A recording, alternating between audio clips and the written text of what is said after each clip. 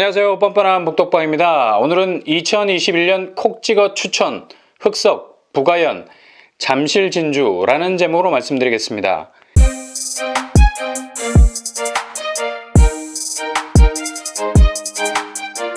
2021년 민간 분양 아파트 시장에서 제일 두각을 나타낼 곳이 어딜까요?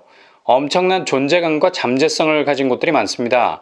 그래도 우리의 이목을 집중시키는 곳 세 곳이 있죠. 그것은 바로 흑석 뉴타운의 흑석 11구역, 부가연 뉴타운의 부가연 2구역, 잠실 진주 아파트라고 할 수 있겠습니다.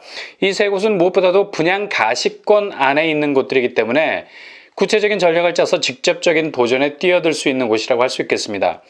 먼저 흑석 뉴타운의 흑석 11구역은 시공사 선정을 코앞에 두고 있습니다. 두 시공사가 첨예한 대결을 하고 있는데요. 바로 대우건설과 코오롱 글로벌입니다. 이름하여 서밋이냐 하늘채냐라는 기로에 서서 두 건설사 중 한 곳을 선택해야 할 운명의 시간이 다가오고 있습니다. 5인 이상 집합 금지 분위기 때문에 총회가 계속해서 미뤄지는 바람에 벌써 시공사 선정을 끝냈어야 할 타임테이블의 시계가 죽었다 살았다를 반복하고 있는 상황입니다. 흑석 11구역의 입지적 장점은 바로 고개만 옆으로 돌리면 강남이 떡하니 버티고 있습니다. 여기를 굳이 동작구라고 해야 하나 라는 생각이 들 정도로 반포 생활권과 그냥 살을 맞대고 있는 입지라고 볼 수가 있겠죠. 이것만 봐도 굉장한 잠재성을 가지고 있다고 볼 수 있습니다. 주변 교통은 흑석역까지 500m, 동작역까지도 500m 내외, 도보로는 10분 안팎이기 때문에 전형적인 더블 역세권 입지를 가지고 있습니다. 그리고 무엇보다도 한강 조망이 가능한 위치를 선점하고 있죠. 한강 조망이 나온다는 것은 그냥 조망으로 끝나지 않고 그 조망이 더 높은 가치를 만들어내는 레버리지 역할을 하게 된다는 점이죠. 이 부분이 흑석 11구역의 최대 장점입니다. 일반 분양 물량이 대략 900세대 정도 나올 예정입니다. 일반 분양 물량이 꽤 되는 단지라고 볼 수가 있겠죠. 분양가는 분양가 상한제가 적용이 됩니다. 5구제곱이 7억 선, 84제곱이 9억 선일 가능성이 높습니다. 114제곱과 150제곱 60세대가 있는데 조합원들이 다 가져가지 않는 이상 추첨제가 있을 듯합니다. 주변 시세를 보면 흑석 4구역 흑석 한강 프로지오가 30평대가 15억 원 선, 흑석 5구역 한강 센트레빌이 30평대가 16억 선의 시세를 이루고 있습니다. 흑석 11구역이 이들 구역보다 훨씬 더 좋은 입지를 가지고 있기 때문에 이보다 더 높은 시세로 뚫고 나갈 가능성이 높습니다.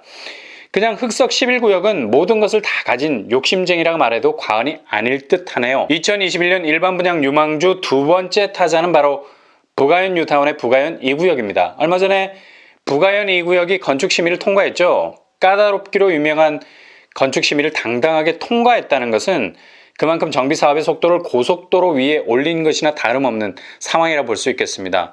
서울시로부터 특별건축구역으로 지정을 받아서 용적률, 그러니까 층수를 대폭 늘릴 수 있는 허가도 받았습니다.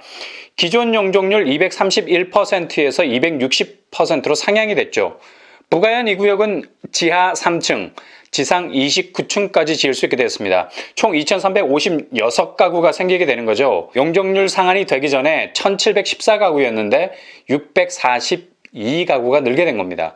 이 중 조합원 물량이 대략 1,000가구 정도 되니까 일반 분양 물량은 1,300가구 정도 될 듯합니다. 정말 많은 청약자들이 당첨 확률을 높일 수 있는 곳이라 말할 수 있겠죠. 물반, 고기반이라는 말이 있지 않습니까? 그만큼 일반 분양 수치가 올라가면 자연 당첨 확률도 수직 상승하게 되는 겁니다. 레미안과 이편한 세상이라는 브랜드 아파트가 이런 식으로 들어서면 여기도 주변 시세를 이끌고 가는 대장 역할을 충분히 해낼 수 있는 곳이라 할 수 있겠습니다. 게다가 부가연 2구역은 서대문구 입지를 모두 가지고 있다 해도 과언이 아닐 만큼 모자랄 정도로 초초초 입지 포지션을 가지고 있습니다. 일단 5호선 충정로역이 도보로 5분입니다. 게다가 2호선 아현역이 도보로 역시 5분이죠. 두 역 모두가 엎어지면 도보권 안에 더블 역세권입니다. 분양가는 5구제곱이 7억 전후, 84제곱이 9억 전후로 예상해 볼 수 있겠습니다. 주변 시세로는 부가연 1-1 힐스테이트 신촌 84제곱이 14억 원대입니다. 1-3구역 이편한 세상 신촌 역시 15억 원 선이죠. 분상제 브레이크가 약간은 헐거워진 상태라 분양가는 다소 상향 조정될 가능성도 있습니다. 이게 아쉬운 부분이죠. 워낙에 서울의 공시지가가 오르는 바람에 분양가도 조정을 받을 수밖에 없는 것이 현실이라면 그에 맞게 준비해 나가는 것도 계란으로 벽을 치는 허황된 계산식만 늘어놓는 것이 아니라 드릴로 벽을 뚫어버리는 구체적인 진입 방법을 마련해야 한다는 것입니다. 부가현 2구역은 부가현 상부역과 쌍벽을 이루면서 부가현 뉴타운의 동반 상승을 쌍끌이로 몰아갈 가능성이 높습니다. 뉴타운의 장점이 여기에 있죠. 8호 제곱 이상이 170가구 정도 되니까 추첨제 물량이 있을 수도 있습니다. 저가점자와 1주택자들에게 기회가 될 수 있겠습니다. 물론 조합원이 얼마를 가져가느냐에 따라 조정될 수 있겠죠. 부가현은 현재 현금을 들고 가도 조합원 매물을 사기 어려울 정도로 무섭게 치고 올라오는 중입니다. 그러니 분양가 상한제 시스템 하에서 실수요 내 집 마련하는 방법이 이런 가파른 프리미엄을 부담하지 않고 부가현에 진입할 수 있는 좋은 방법이 될 수 있다는 거죠. 그 다음으로 주목을 끄는 일반 분양 예정 아파트는 바로 잠실 진주 아파트입니다. 잠실 진주 아파트 역시도 이번에 정말 까다로운 서울시 건축심의를 가뿐하게 통과해버렸습니다. 건축심의를 통과했다는 것, 정비사업이 더 이상 좌초할 만한 파도를 만나지 않고 이후로 순풍에 돛을 달고 항해할 수 있는 여건이 조성이 됐다 말할 수 있겠죠. 잠실 진주 아파트는 2018년 관리처분 인가를 이미 다 받아놓은 상태였습니다. 그리고 작년 8월에 2주까지 100% 완료를 했어요. 분양가 상한제가 부담스러워서 선분양이다, 후분양이다 말이 많았지만 조합 측에서는 일단 선분양에 무게를 두고 분양가 상한제 분석 전문 업체를 선정한 뒤에 수익성을 계산해 보겠다는 계획입니다. 겉으로는 이런 입장이지만 실제로 내부적으로는 선분양 쪽으로 기울었을 가능성이 높습니다. 잠실 쪽의 공시지가 상승 효과가 분양가를 예상만큼 높일 가능성이 많기 때문에 아마도 레미안 원밸리, 원펜타스, 둔촌주공의 추이를 지켜볼 겁니다. 잠실 진주는 총 16개 동으로 이루어졌고요. 1,507가구 규모입니다. 지하 3층에서 지상 35층까지 올라가게 되죠. 일반 분양 물량은 차후에 더 조정이 되겠지만 600가구 이상입니다. 굉장히 많은 물량이죠. 평형은 43제곱에서부터 157제곱까지 다양한 평형으로 구성이 되어 있습니다. 약 350세대 정도가 8호제곱 이상이기 때문에 추첨제를 기대해 볼 수도 있겠습니다. 단 조합원들이 얼마나 이 평형을 가져가느냐에 따라 물량이 변할 수 있겠네요. 시공사는 삼성물산과 현대산업개발이 맡았습니다. 8호선 몽촌토성역이 도보로 2, 3분 거리에 있습니다. 초초초 역세권이죠. 뿐만 아니라 9호선 한성백제역이 도보로 5, 6분 거리, 게다가 잠실나루역이 도보로 10여 분 정도, 잠실역이 가장 멀겠네요. 도보로 15분 정도 걸립니다. 전형적인 3위일체 역세권, 트리플 역세권인데 잠실역과 잠실나루역이라는 초이스를 할 수 있는 쿼드러플 역세권이라고도 볼 수 있겠습니다. 일단 깔고 있는 지하철역이 4개 정도 되니 이 지하철 노선이 이후에는 사람을 싣고 가는 교통수단이 아니라 아파트의 가치를 싣고 가는 지하철이 될 수 있다는 거죠. 분양가는 3천 중반에서 4천 정도 되지 않을까 예상해 보는데요. 분양가 상한제 적용이 되면 이 분양가는 어디로 뛸지 미지수입니다. 낮아질 수도 높아질 수도 있다는 얘기죠. 주변 아파트 시세를 보면 바로 옆에 있는 잠실 파크리오 30평대가 20억의 시세를 형성하고 있습니다.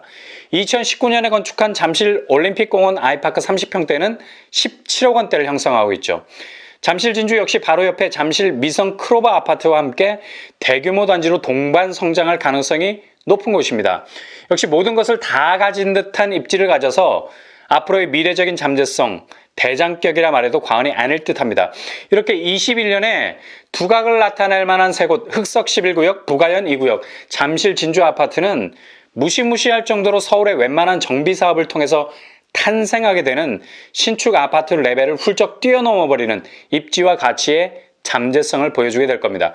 무엇보다도 공공분양이냐 민간분양이냐 두 갈래에서 통장 전환 여부를 두고 고민하시는 분들이 많습니다. 정책 기조로 보자면 공공분양 물량도 내년에 많이 쏟아질 듯 하고요. 시장 분위기로 보자면 분상제를 맞아도 적정 분양가에 다다를 수 있겠다는 시공사의 자신감으로 민간 분양 물량도 돌발 변수가 될 듯합니다.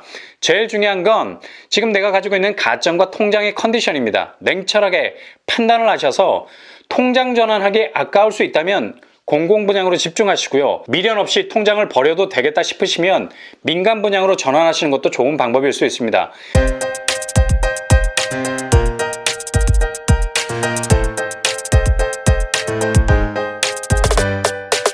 일단 내년은 올해만큼의 공급 고갈 현상은 덜 할 것이다. 백신 공급으로 팬데믹 현상은 줄어들고 넘쳐나는 주식의 유동성이 반드시 부메랑처럼 부동산으로 돌아오게 되는 현상이 일어날 수도 있습니다. 내년 상반기까진 주식보단 부동산이 내 집 마련과 동시에 우리 집 자산이 되어줄 수 있는 튼튼한 기둥 역할을 해주게 될 것입니다.